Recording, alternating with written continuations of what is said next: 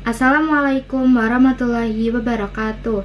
Nama saya Nela Farah Ayudia dari kelas 9 Ibnu Rushd akan mempresentasikan hasil penelitian saya dengan judul Dampak Pola Asuh Orang Tua Terhadap Perkembangan Sosial Siswa-Siswi SMP IT Auladi. Latar belakang mengapa saya memilih untuk mengangkat masalah ini adalah yang pertama, pola asuh orang tua memiliki pengaruh yang besar terhadap perkembangan moral anak, karena salah satu pembentuk perilaku anak adalah dari pola asuh orang tuanya sendiri dan akan berdampak di kemudian hari ketika tidak diarahkan dengan benar.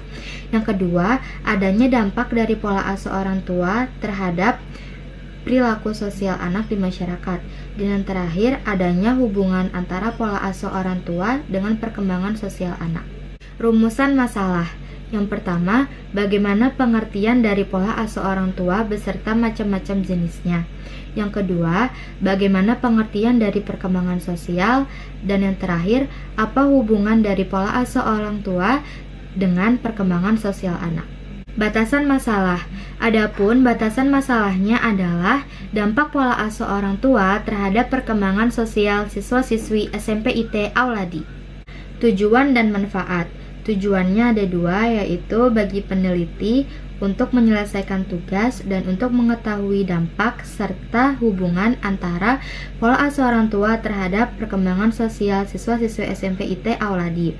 Sedangkan yang kedua, tujuannya bagi pembaca yaitu untuk menambah wawasan dan untuk menjadi referensi serta masukan bagi pembaca. Dan ada pun juga manfaatnya untuk mengetahui apa dampak dari pola asuh orang tua terhadap perkembangan sosial anak. Hipotesa penelitian H1 yaitu tidak terdapat dampak dari pola asuh orang tua terhadap perkembangan sosial siswa-siswi SMP IT Auladi, dan H2 yaitu terdapat dampak dari pola asuh orang tua terhadap perkembangan sosial siswa-siswi SMP IT Auladi. Bab 2. Tinjauan pustaka. Apa sih pengertian dari pola asuh orang tua ini? Pola asuh orang tua adalah suatu bentuk interaksi berupa pendidikan, perhatian, dan kasih sayang antara orang tua dan anak, di mana dengan maksud orang tua menstimulasi anaknya untuk mengubah tingkah laku, pengetahuan, dan nilai-nilai yang dimaksud paling benar oleh mereka agar anak dapat tumbuh mandiri dan berkembang secara optimal. Lalu, apa saja macam-macam dari pola asuh orang tua ini? Yang pertama ada authoritarian parenting, artinya orang tua percaya bahwa anak-anak harus diawasi dan tidak perlu didengarkan. Biasanya orang tua dengan gaya pola asuh yang seperti ini menerapkan banyak sekali hukuman dan aturan. Hasilnya, anak-anak yang tumbuh dengan gaya pola asuh orang tua yang seperti ini cenderung akan menaati peraturan setiap saat, namun biasanya tidak berasal dari hati mereka sendiri, dan mereka cenderung akan tumbuh menjadi pembohong yang baik guna untuk menghindari peraturan yang ada dan hukuman yang ada. Yang kedua ada authoritative parenting, artinya orang tua berusaha keras untuk menciptakan dan mempertahankan hubungan yang positif dengan si anak. Hasilnya, anak-anak yang tumbuh dengan pola asuh yang seperti ini kemungkinan besar akan menjadi orang yang bertanggung jawab, yang dewasa, yang nyaman untuk mengekspresikan pendapat mereka di masyarakat. Selanjutnya ada permissive parenting, artinya orang tua biasanya menerapkan banyak sekali aturan namun jarang sekali untuk menegakkannya dan juga jarang sekali diberi konsekuensi. Orang tua dengan gaya pola asuh yang seperti ini, mereka akan lebih banyak mengambil peran sebagai teman daripada orang tua. Namun mereka biasanya mengecilkan pilihan dan perilaku yang buruk dari si anak. Hasilnya, anak yang tumbuh dengan gaya pola asuh orang tua yang seperti ini akan cenderung untuk berjuang secara akademis dan mereka biasanya akan merasa kurang bahagia. Yang keempat atau yang terakhir ada uninvolved parenting, artinya orang tua biasanya jarang sekali menanyakan kepada si anak tentang sekolah ataupun pekerjaan, dan juga mereka biasanya jarang membagikan waktunya kepada si anak. Mereka lalai namun biasanya tidak secara disengaja. Terlebih lagi orang tua dengan gangguan mental dan juga penyalahgunaan zat. Hasilnya, anak-anak yang tumbuh dengan gaya pola asuh orang tua yang seperti ini cenderung akan merasa kurang bahagia, dan juga mereka akan bermasalah dengan harga dirinya, dan terlebih lagi biasanya mereka memicu permasalahan. Apa sih pengertian dari perkembangan sosial? Menurut Pamela Minat sendiri, perkembangan sosial adalah suatu proses kemampuan belajar dari tingkah laku yang ditiru dari dalam keluarganya ataupun contoh-contoh yang serupa yang ada di seluruh dunia. Lalu, apa sih hubungan antara pola asuh orang tua terhadap perkembangan sosial anak? Pola asuh yang diterapkan oleh orang tua untuk mendidik anaknya berpengaruh terhadap perkembangan sosial anak. Suatu interaksi yang dibuat oleh orang tua dengan si anak, di mana orang tua memberikan pelajaran yang baik agar si anak memiliki tingkah laku yang baik.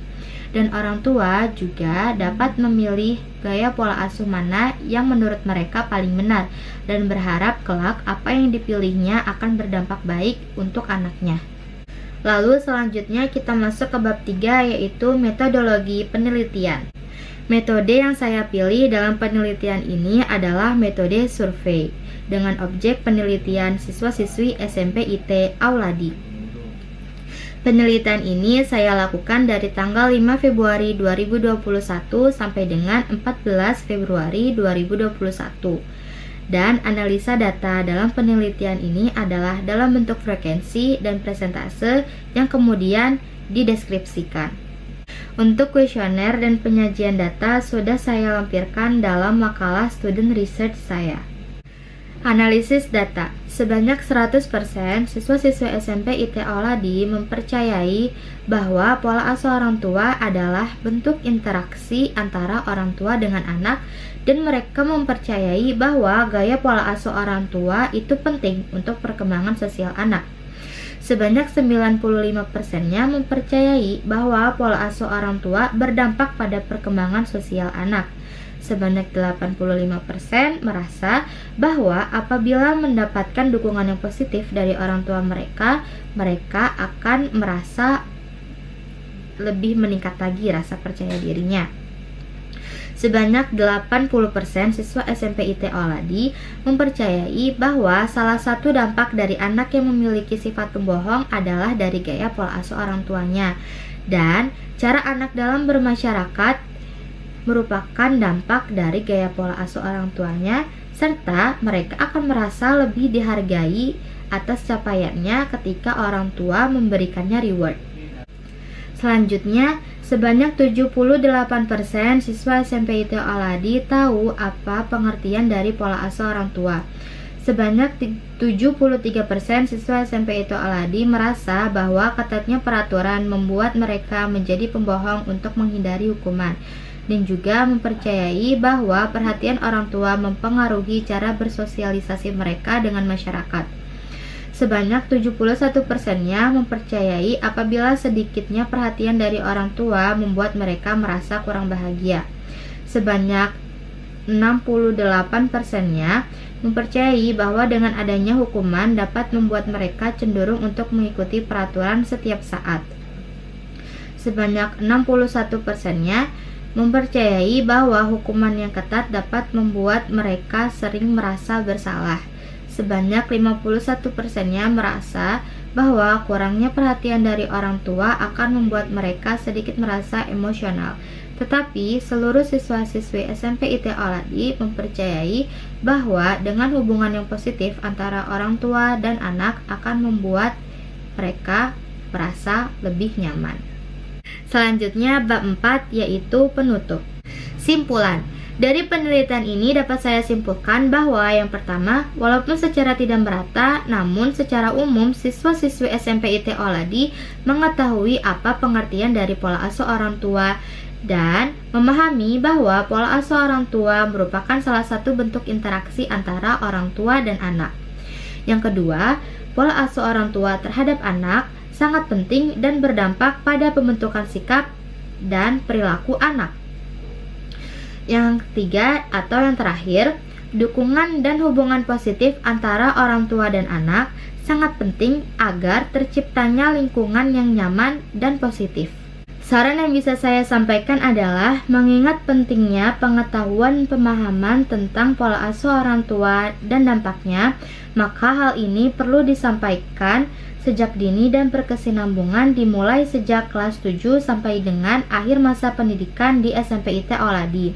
Yang kedua, kegiatan sharing terkait dengan parenting agar terus dapat dilaksanakan dan ditingkatkan, serta dilakukan lebih interaktif dengan melibatkan orang tua dan siswa.